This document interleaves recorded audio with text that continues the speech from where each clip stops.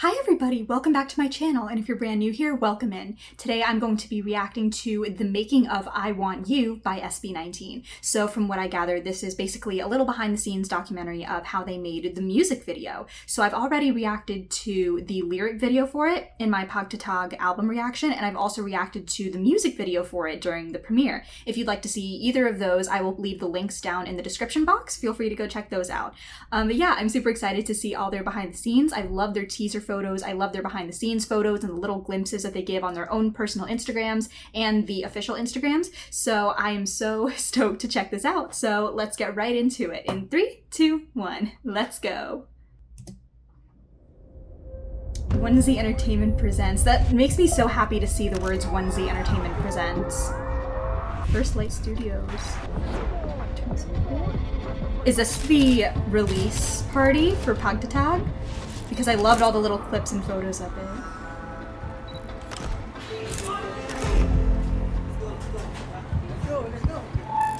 Put your hands together for This must have been such a fun release party for them. Like, look how many people there are. And I know so many. Dang, they did all this in 4 weeks? That is so bananas, because it came out the same day that PAGTATAG dropped. So, just the fact that they did all that literally within 4 weeks.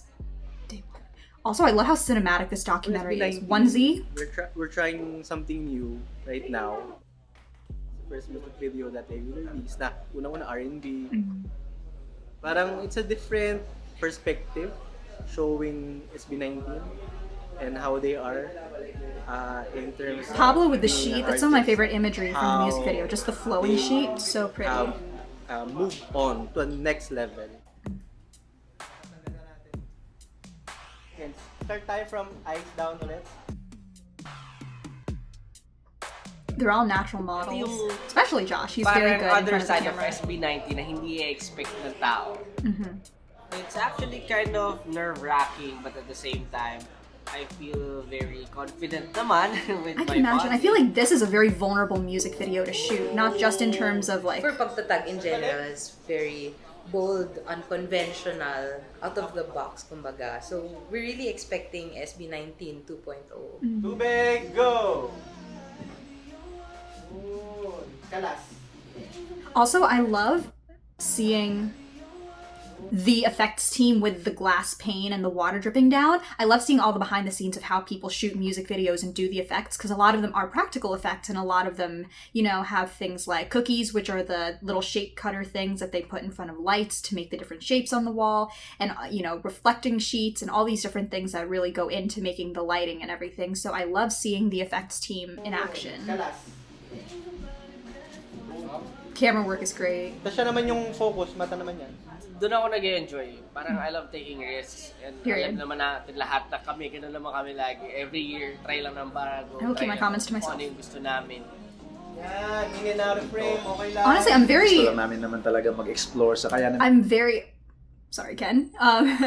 I'm very proud of SB19 for allowing themselves to be that vulnerable on camera, because even though they get so many compliments, and obviously, you know, 18 thinks they look fantastic, I can understand that for them, it must still feel like this air of, you know, vulnerability or self-restraint where they're not used to being like this on camera. So I can understand this must have been a really big push for their self-confidence to get out there and do a music video like this. And I feel like no matter how pretty somebody might be or how nice their body is, there's always going to be that reserved feeling of, you know, nervousness or nerve-wracking emotions trying to be like that in front of other people, because, you know, people are gonna judge negatively sometimes, but you can't really do anything about that. Ayaw namin i-box yung sarili namin sa ganitong mentality, or ayaw namin i-limit yung sarili namin. Yung artistry namin. I love the lighting for Ken. It just makes it flow. And I also love what he said about broadening their artistry, because if anything, so, pag binuksan mo konti, parang may light. If anything, na, SB19 is experimental. Wow, Stell. Oh my gosh, with the smoke effect? Siguro yung risk lang ngayon, parang first time kasi namin din maglabas ng ganitong klaseng music. Na-excite kami, but nandun din syempre yung kaba. At first inisip ko baka maging awkward siya for us kasi it's our first time to try this kind of music video na walang anything na pinapakitang dance or singing. Yung parang ramdam. I like his necklace too. That's so Tama. cute. Parang kasi di mo pero pag nakita mong gumano, dama mo yung tension. Okay, let's go. For I Want You, medyo malaki yung hinakbang niya na pagbabago. This time naman, mas intimate, mas artistic yung That's approach cool. dito With sa the music necktie video or whatever na he to. had. Kasi That's a cool very shot. simple lang, pero iba yung atake kasi nga... This is honestly one of my favorite shots in the entire video. Justin surrounded by the candles. Oh my goodness, that's one of my favorite sets. I think they did a great job putting him with the candles because he's blonde now, so it kind of makes him look like this golden, glowy being. So mix pretty. yung dalawang clips. Nung nandun na, naramdaman ko yung challenge pagkapasok ko ng CR. Kasi ang init-init. Super daming kandila na naka-lit lahat. I didn't even think about that. It must be walang physically aircon, with lights pa and mga really hot. cameras. Yeah, the film equipment does sobrang produce a init lot of dun sa heat. set. This time, mag-level up siya more like very sensual talaga. Kumbaga parang mature role for us. Good for them. I think it's time that they Kumbaga, have a parang mature one role step, like this. kami, one step ahead of our past selves sa mga before na ginawa namin. Mas maganda yung pinupush namin yung boundaries kaysa nagstay kami sa comfort zone namin. This year is really different. I Want You really pushes That the is limit so for SB19. angelic. I Want You is one of the, syempre, songs na nilook forward namin na feel namin mag-hit. Well, we are about to find out tomorrow when the first concert comes Nagulat out. sila na baka na itong klaseng No, that's genre. exactly what people were saying. They were so shocked that these five pulled out an R&B track like this. Physical attraction, it's a passion, baby. How I could die. Also, It's more than a fit. I love how we're getting this a cappella version of them singing this. Kaya rin pala i-pull off na SB19. So, very excited. Said it's more than a physical attraction, it's a passion, baby. How I could die for you. Itong mga kantang ito, sobrang special to sa amin. Rapunzel over Talagang there. pinaghandaan namin kasi matagal-tagal din kaming nagpahinga or matagal-tagal din kaming hindi nag-release ng bagong mga kanta. Don't you ever doubt it. That looks so comfy actually, the sheets he's lying on. Sana magustuhan nyo kasi talagang pinaghirapan namin yan. So Pinag-isipan cute. ng buong team. And talagang hindi siya basta-basta. One night, I got a call from my friend from work before. She told me to pitch for a concept para sa music video. That's when I saw na parang, oops, sakto to sa style kung how I do my vision in my works. It was easy because everyone had a clear direction of where we want to go and how do we want to approach this song. It's very hands-on with them, the team. I'm really glad From because our previous it makes na it more authentically them. music videos, pag-direct, creative direction, talagang tinatanong namin, nagsasuggest kami. Ayaw namin i-regret na hindi namin pinakailaman kaya hindi namin gusto. So ngayon na hindi kami masyadong nangailam, we're very happy na mas I can imagine it must have been extra stressful for Justin Gustong-gusto because namin yung he has a kinalabasan. vision of how things We've been together should look, for but many years. it's an Kami yung aspect of nag-uusap. trust. Pero it's very nice to see a different perspective on how we could present our art. Wait, is that the theater? Wait, A different perspective. is this the theater where they did their reaction to the music video? That looks like it. How we could present our art. Kung ano yung na-visualize niya sa isip niya, sabi namin, wow, grabe, same na same yung ano namin, same na same din yung nasa isip natin. That's good. That's nice that everyone's kind of on the same Treat page. it as artfully and as tastefully done. Yan, focus, eyes. Medyo wholesome yung grupo namin. And very responsible din kami sa sa mga listeners namin. Alam namin na marami kaming supporters. So we make sure na lahat ng ilalabas namin katanggap-tanggap ng lahat ng listeners namin. I think they approach this in a very nakagano ka talaga. mature way, for lack of a better word. Siyempre, nandun very pa rin yung romantic, essence, beautiful nandun pa rin way. yung intimacy na talagang mararamdaman ng mga fans namin kasi ibang-iba talaga ito sa lahat ng mga na-release namin.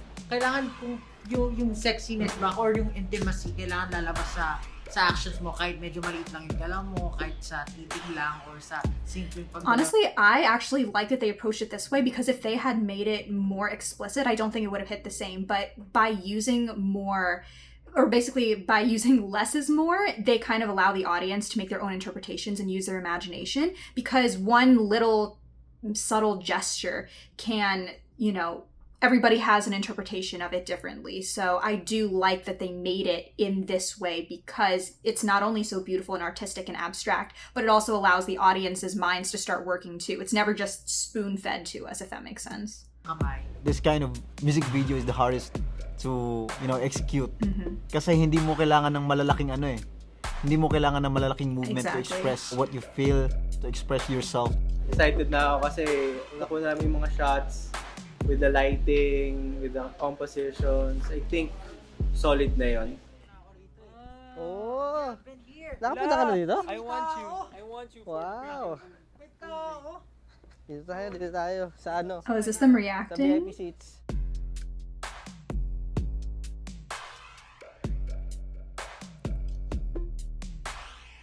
I did react to their reaction as well.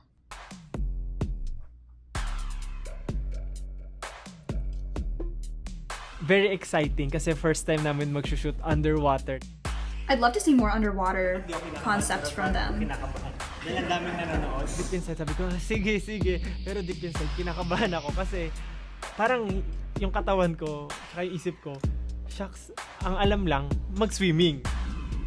Hindi ko na measure kung gano'n ako kalayo dun sa ibabaw. Utak ko talaga yung kalaban ko. That's really scary. Actually, okay, so fun fact about me, I have a scuba license, and when I was training for scuba diving, they took us into this pool where it was, I think, like 10 feet deep or something like that. So it's not like outrageously deep or anything, but it was much deeper than a typical pool, and it is a little bit disorienting. Now granted, I had equipment on me versus them filming, they don't have any equipment on them, but sometimes it does feel a little bit disorienting when you're doing it for the first time, when you're so deep to the point where it's like, am I going to be able to control where I'm going and control how I get back up to the surface? So I can understand why that might feel really scary when it's essentially like them free diving. I wonder how deep this pool was, though. I think I saw on Twitter it was like 17 feet or something. I think they said it in their countdown to the music video release, but that does look like a very deep pool. Ba nung inipon ko na hininga, baka mahirapan ako umahon, mga ganyan. Okay na yan, sandaling posing, tas langoy na ulit pataas. I think that the divers in the film crew did a great job too. I think all of their struggles were worth it. These are great shots. Isa sa mga fears ko talaga yung pumunta sa I do ilalim remember ng he stated that before. Paano mo ginagawa yung mga shots mo dyan? Ticket mata. Ticket? Siyempre, tsaka para sa MD, para sa art. Love is sacrifice. Oh! That's a cool shot. That backflip. Hindi naman ako ganun kagaling lumangoy talaga. Medyo mahirap siya kasi we have to do certain positions na kailangan ko mag-stay. Sobrang lalim na ng tapos yung tenga ko talaga I hate that feeling. I hate that feeling so iniisip much. ko na lang talaga kung paano ko mapuportray ng mas maayos yung body movement But also you just gotta trust yung the editor. emotion mas ko talaga. Because it feels really weird when you're doing it. It feels like you're flailing, but when they edit in slow-mo everything, it looks great.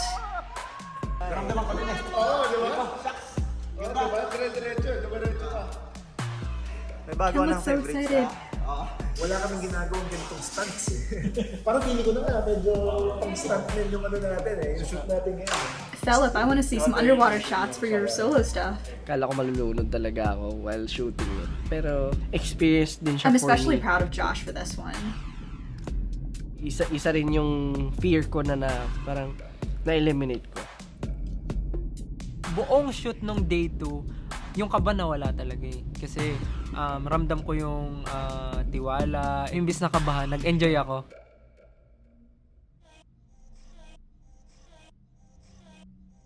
The whole music video, yung visual, yung feeling, yung emotion na binigay ng music video, sobrang unexpected. It's like a different mix of emotions na pinagsama-sama na hindi mo alam kung paano mo siya i-express. Through their own experiences in life, nakakabuo sila ng Yeah, there's some things you just can't express through words. You just have to experience it. Na, ang ganda nun, ang ganda niyan, yung angas ng shot, parang ganon. Full of surprises siya all throughout. Nakaka-overwhelm din siya na na, ay, ang ganda, shucks. Kami ba to? Yes, you are beautiful! Yung emotion mo, pinipaint mo eh. Ito yung klase ng painting na parang sobrang hirap intindihin. Pero you get a lot of, emotions from it. Bukod sa overwhelming, it's very surprising. Parang half-half, straight to the point, pero may underlying meaning, may mga overlays. Ganon siya. Mapapaganong ka konti, mapapahinga ka. Inhale, exhale, may mga I think I ganong said those moments exact siya, words when watching the music video. Just inhale, exhale. The best work will come out if it's collaborative. Mhm. Everybody is in it together, then that's where the beauty of the work comes out. Lahat parang Aww. game na game talaga to make and to shoot ng magagandang videos para sa music video ng I Want You. Importante rin talaga na yung tao sa paligid mo, Look at may that tiwala crew. ka. I'm so proud of Merong 1Z for team this. na bumubuo for you, tapos maganda yung ginawa nila. Very thankful, very satisfied. Yung excitement namin pag na-release to, sobra-sobra kasi iba rin yung magiging reaction ng tao dahil nga ibang music video yung mapapanood nila. I wonder if they've seen people's in-expect reactions na makakagawa kami ng ganito. Like if they sure know ako how magugustuhan nila to. people interpreted it. That is a huge release party. I have to be totally honest, I think this is probably my favorite making film that I've seen from a P-pop group, and I think it's just because the way the making itself was shot was so professional and cinematic and beautiful and just such good quality. So like this actual making film itself is a work of art. So yeah, everything SB19 does is for the sake of their art, as we've seen. And, you know, as they've expressed in this video, not all of it is comfortable. Sometimes it's scary and it makes them face their fears. But as I also stated, it's time that they step out of their comfort zone and really establish who they are as artists and as people. And it's not always, you know, the path that's easiest when you're trying to create art that's going to make an impact like that. But I think it all paid off. The music video was wonderful. The song was wonderful. And I really enjoy seeing little glimpses into the creation process for pieces like this. So anyway, I hope you guys enjoy this reaction. Go check out the making film if you haven't already.